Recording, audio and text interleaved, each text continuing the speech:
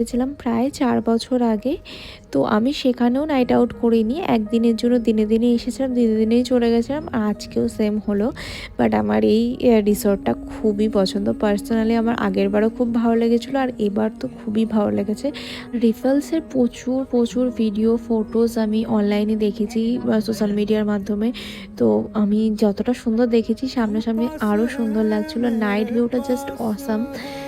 তো পার্ক করে নিচ্ছি, পার্ক করে এবার আমরা এন্ট্রি করব। তো তারপর তোমাদের সাথে শেয়ার করব ভেতরে পুরো জায়গাটা কেমন। है जैसे तू पास है मेरे पास है ऐसे मेरा कोई एहसास है जैसे हाय मैं मर খুবই ही সুন্দর जाऊं চারপাশটা দেখে বুঝতে यूं পারছো, মনেই तुझको হচ্ছে ना না যে पाऊं এটা আমি কলকাতার बातों में আশেপাশে কোথাও तेरी এসেছি, মনে হচ্ছে অন্য मैं কোনো জায়গা। रातें এরই মধ্যে ওর ফোন চলে এসেছে, সারাদিন ব্যাগ ব্যাগ ব্যাগ